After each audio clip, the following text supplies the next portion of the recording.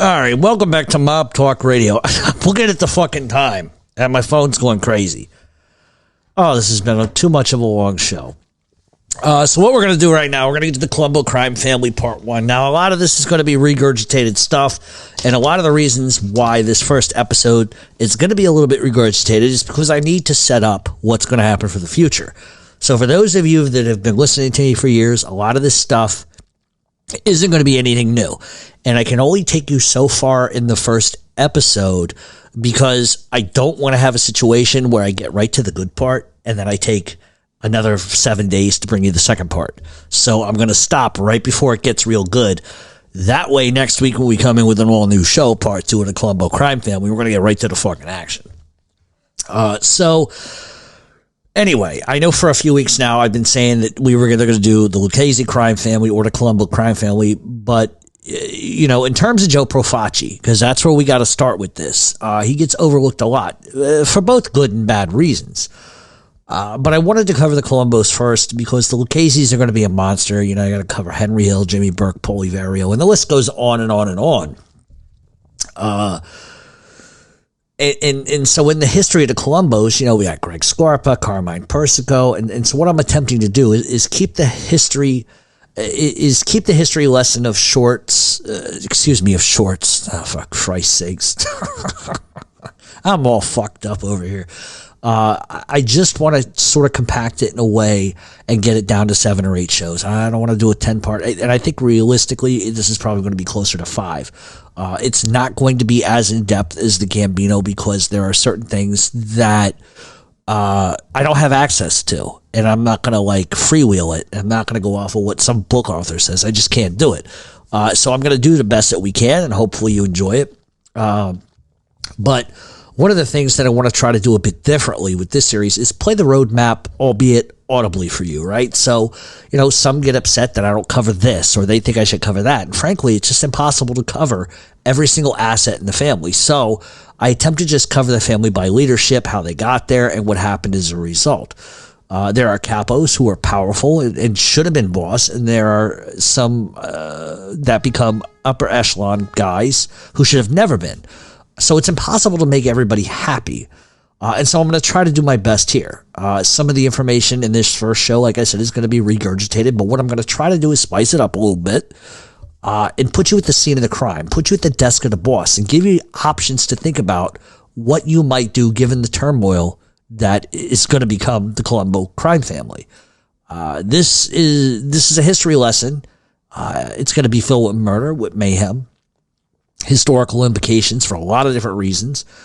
And these historical implications are probably so big that they would turn Liberace straight. And so we're going to call spades spades, as I always do on this show. And I think by the end, you're going to have a firm grasp on the family. I think you're going to understand the politics and you're going to understand the story behind the story. And that's one of the things I pride myself on doing. So with that, we're going to begin. And for those that are going to think this is going to go on for another hour and a half, it's not. This is a very condensed version.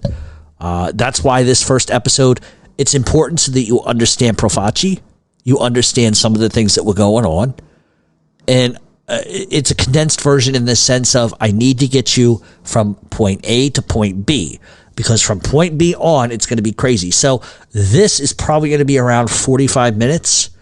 It may be less than that. I'm not going to like fly through it.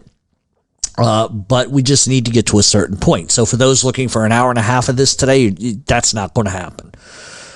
So Joe Profaci is often not talked about. And I think that's the case because while he was a powerful guy, especially in the early days, he sort of gets lost in the mayhem of the Castellammarese War and the Joe Bonanno, sort of in that connection of things. And in any event, Joe Profaci was born in Villabate, which is steeped in Mafia lore. Villabate is obviously a province in Palermo, and you can look up Villabate for yourself in case you don't know where it is. But many criminal groups have come from Villabate, including the Greco crime family, the Catone crime family, and yes, when I talked about the Catone crew, they are related to the Catone family. So just didn't know if you guys put that together, but there you go. And many others. Joe Profaci came from an insanely powerful family in Villabate, which would transition into the United States. But in any event, Profaci's born in 1899. He ends up getting pinched in Italy in 1916 for attempted rape and theft. Yeah, I know that's gross, but he ends up doing a year in prison, but he only does a year in prison because the rape charge was thrown out and he's basically doing time for theft. So he ends up getting released, and in 1921, Profaci takes off from Italy for America, and that's exactly what he does. He arrives in New York City in September of 21, and he doesn't stay long as he ends up taking off for Chicago. That's where he wanted to go. That was his destination. And once he gets in Chicago, he opens up a grocery store and a bakery on the east side of Chicago, which really never takes off financially. He struggled. And eventually he folds up his fucking tents and he heads back to New York and he opens up an olive import-export business called Mamma Mia. I don't know why I say it like that. He opens up an import-export olive company called Mamma Mia Importing Company.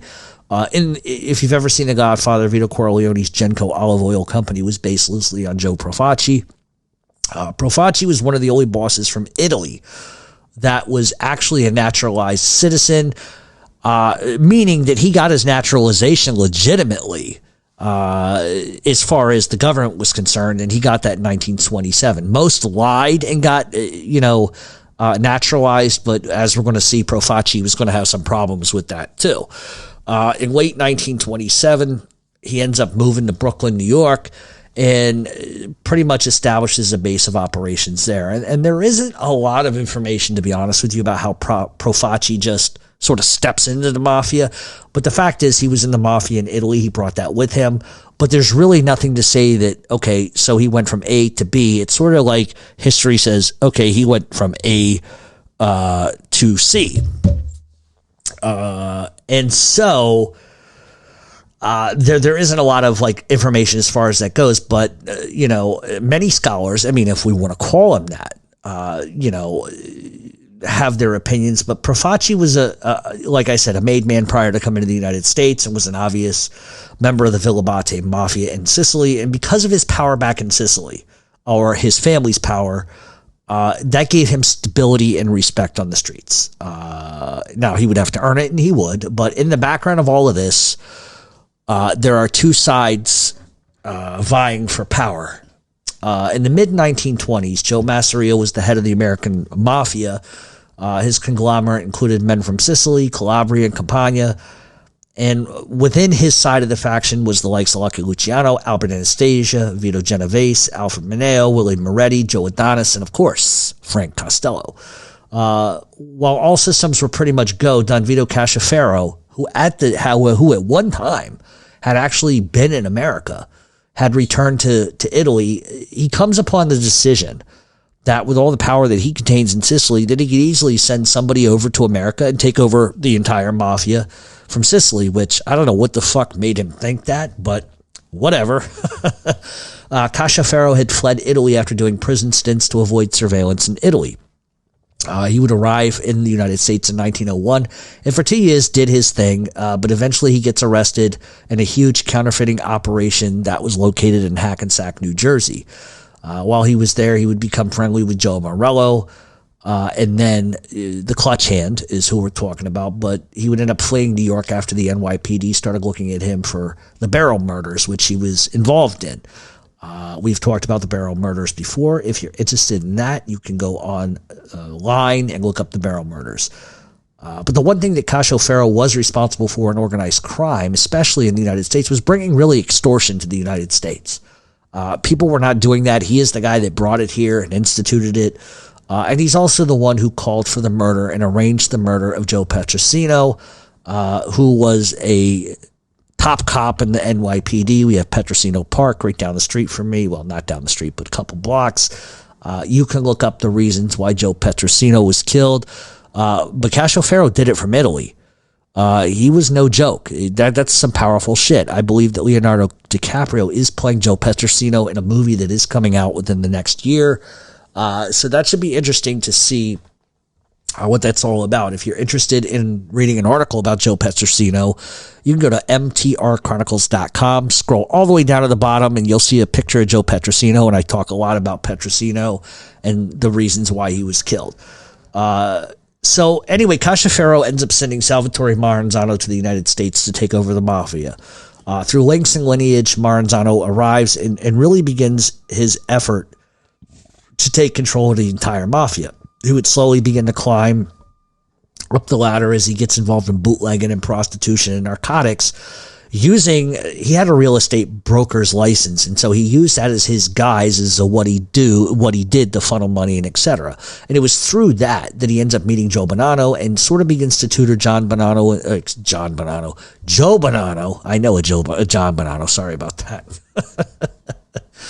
that. He ends up beginning to tutor Joe Bonanno in the ways of the mafia, which would eventually lead to Stefano Magaddino, who is Joe Bonanno's cousin. It would lead to Joe Profaci and also Joe Aiello. As both sides grew, they would begin to recruit for their organizations, as the feeling on the streets at the time was this is not going to end well. And that's exactly what sort of happens. And while the war was heating up, we have to kind of take a step back for a minute to 1928, because while Joe Profaci was living in Brooklyn, he begins to get really close with different Sicilian factions in the neighborhood, which is likely what leads him in the direction of siding with Maranzano somewhat. But that's going to be a debate for eternity, because some people claim that Profaci outwardly supported Maranzano just to keep the peace, but ultimately didn't really want anything to do with either side. And that's something that, like I said, is going to be debated forever because nobody really knows. But I think what happened later down the line with Joe Bonanno and that tie between the families sort of shows you how Profaci really felt about things in the end. I mean, Profaci was known to be tight-fisted. He was a greedy guy by nature, but he wasn't afraid to show off his wealth. But everything that he was or everything that would become would kind of be shadowed by some of the bullshit that Joe Bonanno fucking pulled. But in the meantime, his import-export business was extremely profitable. But really, all that was a front for narcotics. Let's just be honest, that's what it was. And in 1928, there would be a meeting of the mines in Cleveland, Ohio.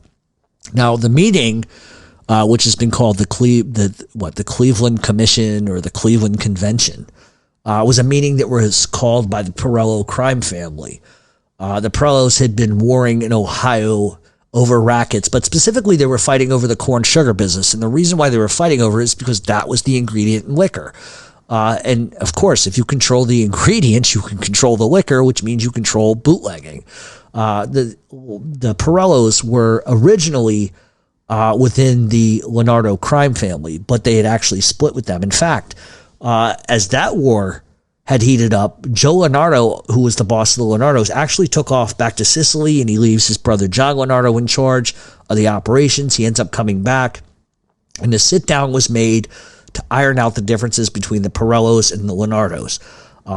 In fact, John Perello, there were 7 brothers, first of all, of the Perellos. John, Rosario, Vincent, Angelo, Joe, Ottavio, and Ray were the 7 brothers, and at one point they had been a faction within inside the Leonardo crime family. So anyway, a sit down was made to try and cool the waters, to get an agreement to stop the violence, and the meeting was supposed to take place on October 13th of 1927 with Angelo Perello and the other men at a Perello-owned barbershop. Now, why the fuck the Leonardos went to a Perello-owned business to have this meeting is beyond my understanding, but they did. Joe and John Leonardo arrived for the meeting. They sit down, and while they're waiting for the Perellos to show up, they end up playing cards. Sorry, I gotta apologize for the beeping. That's when I get deliveries, the security people down at the front desk buzz me to tell me that, you have a package, come get your fucking package.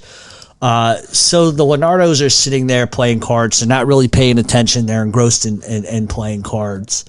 And what ends up happening is minutes after arriving, 2 men entered the barbershop, guns blazing, and they kill both Joe and John Leonardo. And that move rendered the Leonardo crime family essentially done. And what it does is it allows John Perello to absorb the family, making himself boss, which enabled him to take over the corn sugar empire, which was obviously, like we said, a big common denominator in this beef. While the Perellos thought it would be smooth sailing, it really wasn't, because the spillovers from the Leonardo Mafia ended up joining forces with the Mayfield gang and other Jewish mafia groups. and they would continue to attempt to regain a foothold from the Pirellos. And you can read about the Mayfield gang and the Pirellos on your own time. The Pirellos were more than willing to go to war with anybody that wanted what they had. But the thing that they were missing most was getting backing from the top leaders back in New York. This is why the Pirellos called the meeting in Cleveland, because they wanted backing, and John Pirello specifically wanted to be recognized as boss of Cleveland. If it sounds familiar, it should be, because this is very familiar and very similar to what Vito Genovese would do not some 30 years later. Those who would attend the December 6, 1928 meeting would stay at the Statler Hotel in Cleveland. Attendees would be Vincent Mangano, Joe Profaci, a bunch of other people, including guys from Chicago, Florida, and New York.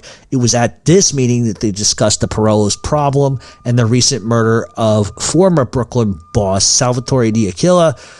Shots had been fired by both sides, but the war would not officially begin until 1929 between Maranzano and Masseria. And we have talked at length about Salvatore, and I don't want to rehash all of that here because we've talked about it a ton of times. But because he was killed, Brooklyn really didn't have a boss in name per se, so it ends up getting handed to Joe Profaci. Profaci was recognized as being able to discuss problems and handle problems, and he had the ability to mend fences between people. And with possible war, they thought that he best represented an opportunity to calm the waters. Why they felt that way, I don't fucking know. I wasn't there. But the reality is they thought that he was the best solution to that problem. But that meeting in Cleveland was a bit of a fucking disaster too, just like Appalachian was, as police found out about the meeting, raided the place, and sort of the same bullshit happened. So it was really the first Appalachian. Many have asked, over the years why Profaci was given that nod. And in addition to just being the guy that they felt could keep the peace in Brooklyn, I think the fact that he came from a very, very steep mafia background, the fact that his family was huge in Villa Abate, I think that's really why they felt that was the best option for them. He came from good mob stock. The fact that he was relatively low key and was very successful is probably the reason why they were drawn to him to begin with. So as Profaci heads back, now he's the new boss, he begins to ramp up everything. He begins to take over, prostitution rackets, numbers business, loan shark, and narcotics. He also managed to keep control and build his empire throughout the Castellammarese War, which has people wondering, how in the fuck was he able to do that, considering both sides were killing one another left and right? So that sort of leads to speculation that maybe he was on Maranzano's side, or maybe he was on Masseria's, or maybe he stayed neutral of it. I mean, it's a big question, and it's a legitimate one. Historically, both sides have been reported to talk about why the war began and when. They argue. Everybody argues. When did it begin? Who shot who first?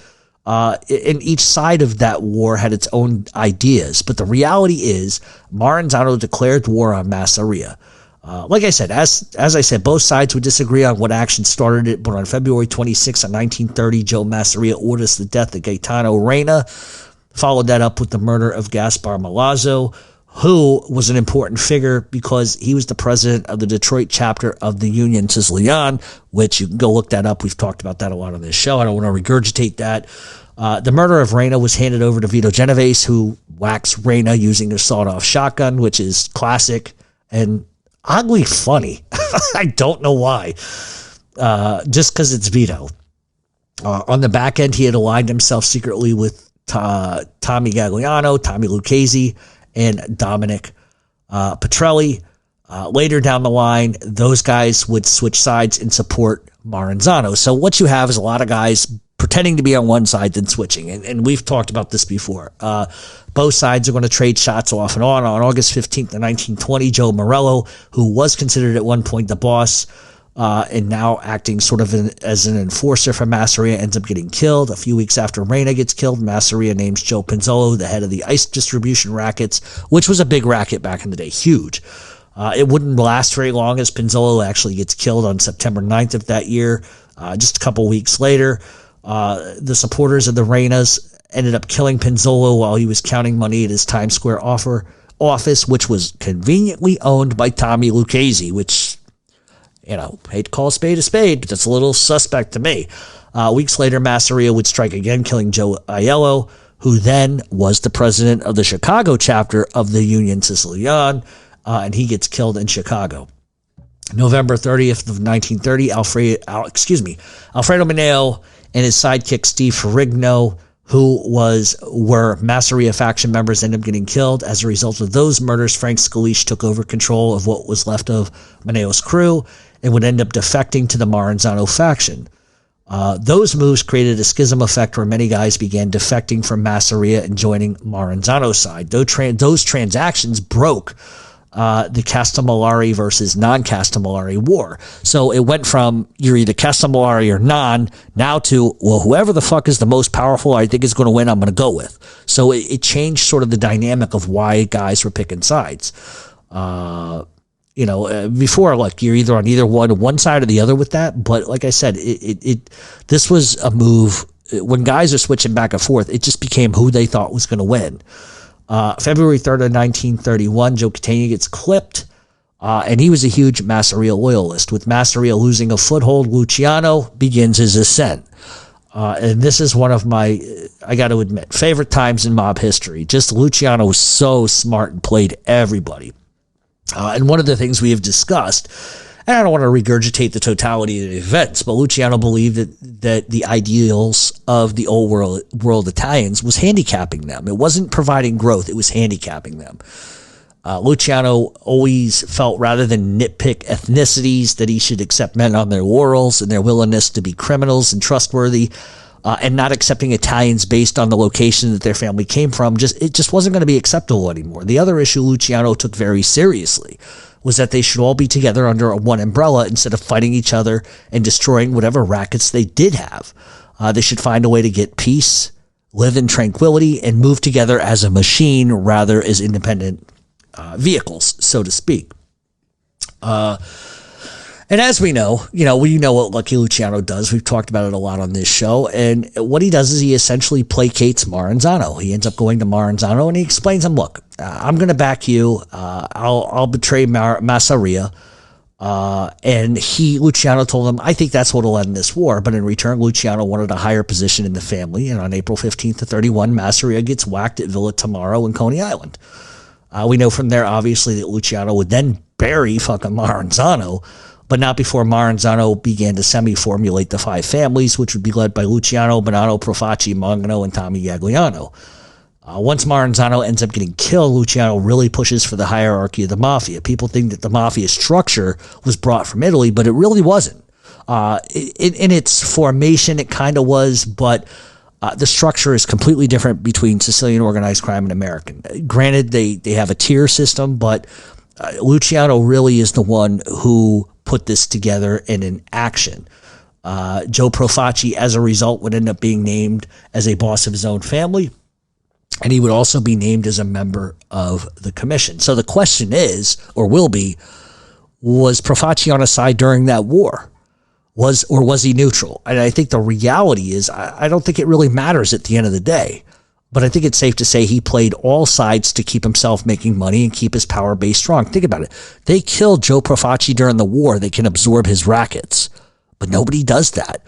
And so I think it's safe to say he probably played both sides and then just stayed as neutral as he fucking could, which is probably the smartest decision that you can make in a time period like that. And he obviously didn't rub Luciano the wrong way, because Luciano then says, okay, you're going to take your own family, you got to see it in the commission. So obviously there was a respect between the two men. But like I said, I think he just played the middle and he hoped to keep himself out of getting shot. As Profaci took over his own family, he would name Joe Magliacco his underboss and his brother Salvatore Profaci as his consigliere.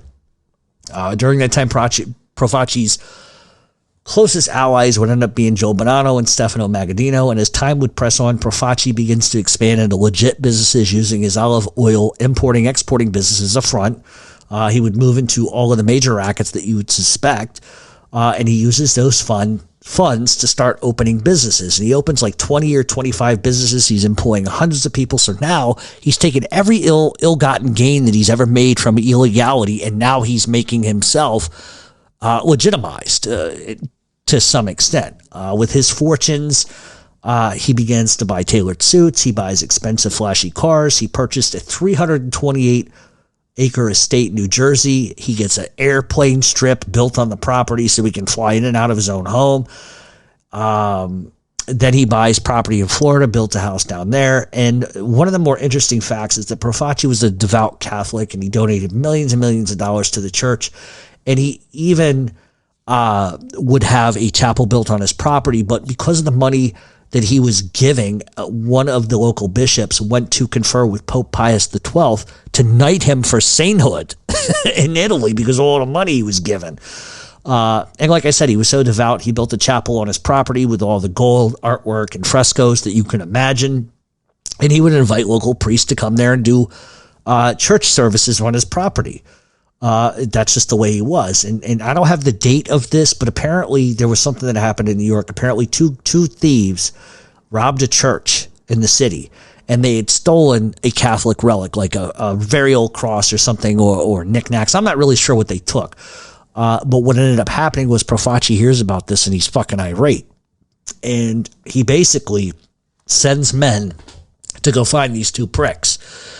And they find these two pricks holed up somewhere, and they're strangled to death with rosary beads.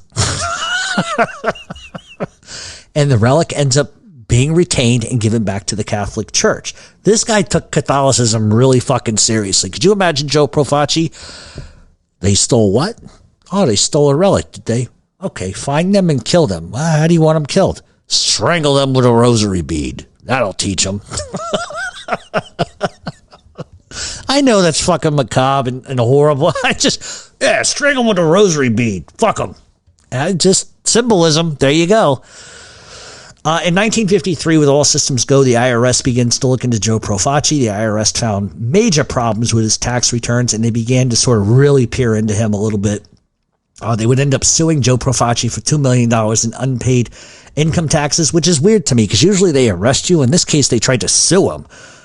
They also looked into his citizenship, and in 1954, the Justice Department ends up getting involved, and they want to revoke his citizenship because he lied to immigration officials in 1921 about having zero criminal arrests in Italy. So while he did get his citizenship legally, so to speak, where others never got it, he got it, but then it was null and void because he lied on the fucking admission slip or whatever the fuck. That case would end up dragging out, and then in 1960, the U.S. Court of Appeals would reverse the deportation because he was ordered to be deported, and they reversed that decision, which enabled him to stay in the country. 1956 was a huge year for Joe Profaci. Not only would his daughter Rosalie marry Joe Bonanno's son Salvatore Bill Bonanno, the marriage was arranged for the most part to combine the power bases between the Bonannos and the Profacis. While I would say that they probably did love each other, the move probably, was more designed to push the two forces together to make one big conglomerate very strong. And I've always speculated that Bonanno thought ahead and figured, okay, well, eventually Profaci's not, he's weak, he's soft, I'm going to take over everything and I'll absorb everything he owns. And I think, obviously, I think Bonanno needed Profaci probably more than Profaci needed Bonanno, to be honest with you. But the one who would profit from that down the line ultimately would be Joe Bonanno. So also in 1956, Joe Profaci ends up getting caught talking on a wiretap with Antonio Catone. Antonio Catone, who in the early days worked with Profaci, but ended up getting deported, and he would end up taking over the Villabate Mafia as the boss. His thing was narcotics. In 1947, Joe Profaci actually went back to Sicily to meet specifically with Catone to largely touch base and to set up heroin trafficking. That was the whole idea. Anyway, Profaci ends up getting caught on wiretaps ordering oranges from Catone. In those days, you could listen to phone conversations, but you could not use those conversations against somebody in court. Agents had listened in. Then what ended up happening is custom agents intercepted one large orange crate. Inside those basically inside the crate was fake oranges. They were wax. There were 90 oranges per crate and were filled with pure heroin. Each crate contained 110 pounds of pure heroin. You don't fucking around. If you're going to send it all. what Profaci didn't know was that there was a war brewing in Italy and the Catone would be killed in August of that year. And basically there was a hostile takeover going on in Italy, and the bottom line was narcotics. Now, the reason, because people are inadvertently going to ask me why Profaci was never arrested for the narcotics, and that probably the best answer I can give you is because while they were allowed to listen to you, while they were allowed to tap you, they could not use those things that they heard or that were taped. They could not use that against you in court. Therefore, they cannot file charges. It would have been illegal. Today, it's a lot different, obviously. In 1957, there's a bunch of other shit that goes down for Joe Profaci in the Colombo crime family. And the first major event is Appalachian. We have talked about Appalachian. Some people say Appalachian. I say Appalachian. And I don't want to regurgitate all of Appalachian, but we know exactly why the meeting was called. It was about drugs. It was about Genovese getting recognized as boss. It was about Carlo Gambino getting recognized as boss. There's so much with that I just don't even want to regurgitate it, because if I start, then we're going to be here another 2 hours, and I just don't want to do that. We've talked about it before. It's just not something I want to do, but there is something I want to mention that happened just prior to Appalachian. We know that Costello was shot by Vinny Gigante, and the move forced him to retire. We know that Genovese and Gambino had made a deal together. However, Genovese needed to help Gambino get rid of Albert Anastasia. And what ends up happening is Genovese goes to Joe Profaci and says, I need a guy who can get this done. So Profaci is in on this as well.